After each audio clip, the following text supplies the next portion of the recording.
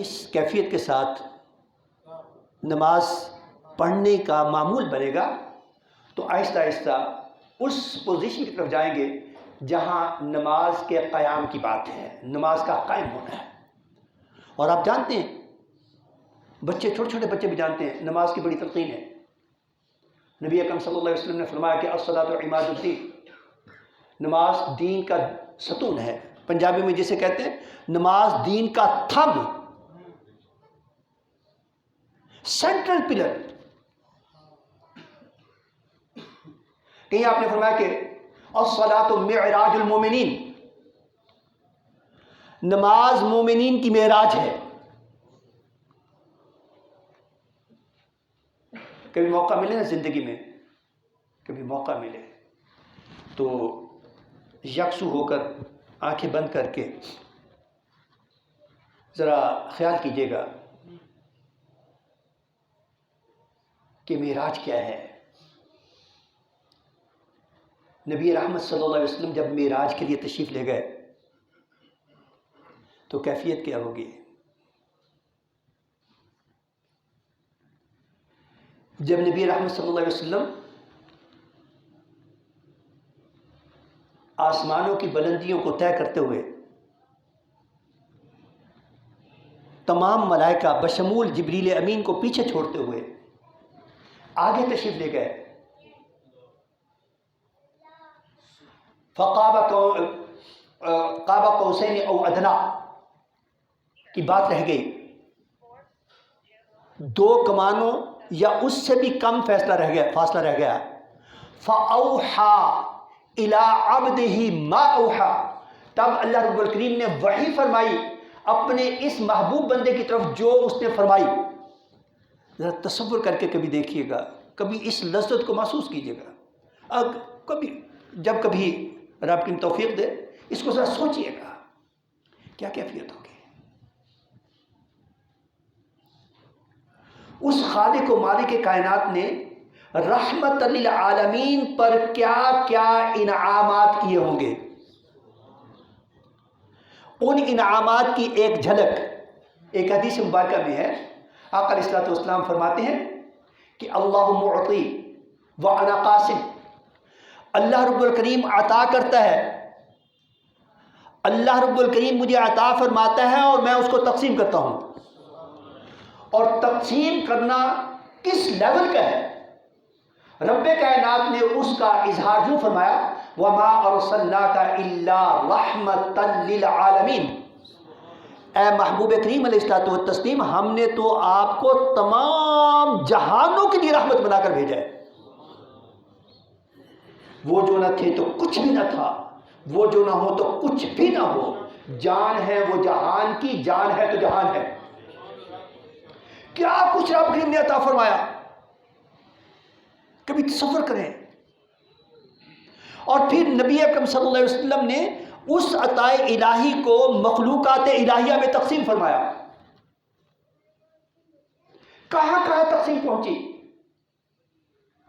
جہاں تک قیامت برپا ہونے تک سائنسدان اپنے علم کی وجہ سے نہیں پہنچ سکیں گے، وہاں پر بھی حضور کی رحمت پہنچی۔ اس لیے کسی خوش نصیب نے کہا تھا نا کہ اے نبی محترم صلی اللہ علیہ وسلم، تیری معراج کہ تو لوح و قلم تک پہنچا، اور میری معراج کہ میں تیرے قدم تک پہنچا۔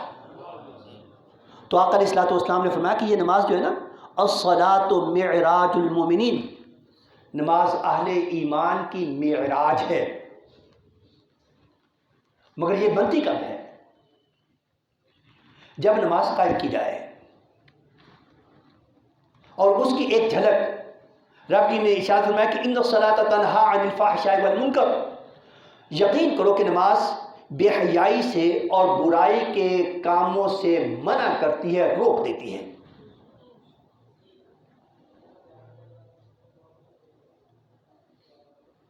ایک نوجوان نے اپنے استاذ مکرم سے اس جملے پر شکایت کی کہ جناب قرآن یہ کہتا ہے آپ ہمیں پڑھاتے ہیں، ہمیں بتاتے ہیں کہ ان الصلاۃ تنہا عن الفحشاء والمنکر، یقیناً نماز بے حیائی اور برائی سے روکتی ہے۔ ہم تو یہ دیکھتے ہیں کہ رمضان المبارک میں بالخصوص مسجدیں نمازوں سے بھری ہوتی ہیں، اور اگر کہیں دن کے وقت مسلمانوں کی مارکیٹس میں جانے کا اتفاق ہو اور نماز کا وقت ہو جائے تو اکثر وہاں کی نمازوں سے بھری ہوتی ہیں، مگر وہی نمازی جب اپنی دکانوں پر آتے ہیں، سیل کے لیے آتے ہیں، پرچیز کے لیے آتے ہیں، تو ان کی ڈیلنگ میں وہ چیز نہیں ہوتی جو نماز کی تاثیر ہونی چاہیے۔ تو ایسا کیوں ہے؟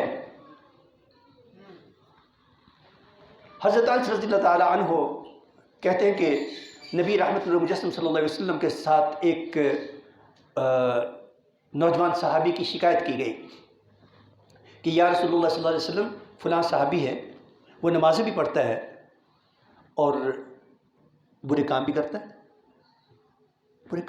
نماز بھی پڑھتا ہے، برے کام بھی کرتا ہے۔ آپ نے فرمایا کہ اس کو نماز پڑھنے دو، انشاءاللہ العزیز جلد نماز کی برکت اس کو برے کاموں سے روک دے گی۔ اور ایسا ہی ہوا، حضور صلی اللہ علیہ وسلم کی زبان اقدس سے یہ الفاظ نکلنے تھے، ان کی برکت سے وہ نوجوان چند دنوں کے بعد سارے گناہوں سے تائب ہو گیا۔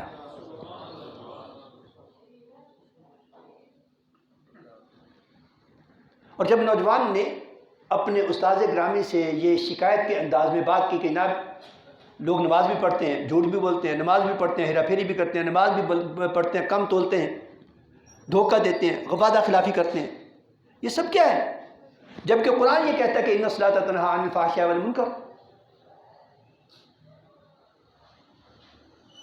اس استاذ نے اپنے طالب علم کو سمجھانے کے لیے بتایا کہ بیٹے اس میں قصور نماز کا نہیں ہے، قصور نماز کے پڑھنے والے کا ہے۔ کیا اس نے نماز کو کوالٹی کے ساتھ پڑھا ہے؟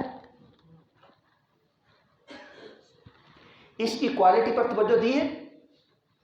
وہ جو ابھی بات کی گئی ہے حضرت جبریل امین کے حوالے سے حدیث مبارکہ کی، آقا علیہ الصلوۃ والسلام نے فرمایا کہ ان تعبد اللہ کانک تراہ، احسان تو یہ ہے کہ جب تو اللہ کی عبادت کرے یوں عبادت کر گویا کہ تو اللہ کو دیکھ رہا ہے۔ اگر تو دیکھ نہیں سکتا فَإِن لَمْ تَكُنْ تَرَاهُ فَإِنَّهُ يَرَاكَ، تو یقین کر لے کہ تیرا رب تجھے دیکھ رہا ہے۔ جب اس کیفیت کے ساتھ نماز پڑھی جائے گی تو وہ یقیناً اثر انداز ہوگی، اور ایسی اثر انداز ہوگی کہ برائیوں سے انسان کی جان چھوٹ جائے، بے حیائیوں سے انسان کی جان چھوٹ جائے۔ اور جب تک جان نہیں چھوٹتی تو صاحب ایمان کو چاہیے کہ کوالٹی آف پریئر، نماز کی کوالٹی پر غور کرے کہ کیا اس کی نماز اس کوالٹی کی ہے۔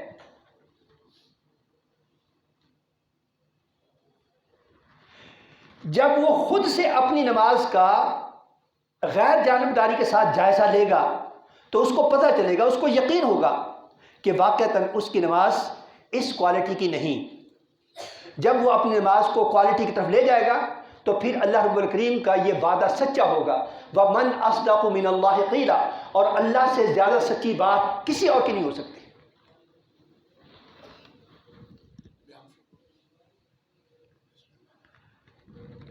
اللہ رب الکریم سے زیادہ سچی بات اور کسی کی نہیں ہو سکتی۔ جب رب کریم یہ فرما رہا ہے کہ ان الصلاۃ تنہا عن الفحشاء والمنکر، یقین کرو کہ نماز بے حیائی اور برائی سے روکتی ہے، روکے گی، تو پھر اس بات کا یقین ہونا چاہیے۔ جب ایسا نہیں ہو رہا تو پھر اپنی نماز کی فکر کی جائے، کیا اس کوالٹی کی ہے؟ کیونکہ اللہ کی تو کوئی بات جھوٹی نہیں ہے، اللہ سے سچی بات تو کسی اور کی ہو ہی نہیں سکتی، وہ تو سچ فرما رہا ہے۔ اگر ایسا نہیں ہو رہا تو قصور نماز پڑھنے والے کا ہے، لیکن پھر بھی نماز کو یہ سمجھ کر کہ تبدیلی نہیں آ رہی تو چھوڑ دیا جائے. جیسے میں نے پہلے عرض کیا، آقا علیہ الصلوۃ والسلام ہی نے ایک نوجوان کے بارے میں فرما دیا تھا کہ نماز اس کو ٹھیک کر دے گی، اور وہ ٹھیک ہو گیا. تو پھر اپنے آپ میں جھانکا جائے، کوشش کی جائے اور بار بار التجا کی جائے کہ باری تعالیٰ جیسی ٹوٹی پھوٹی ہے اس کو قبول بھی فرما اور اس کے اثرات بھی ہم پر مرتب فرما.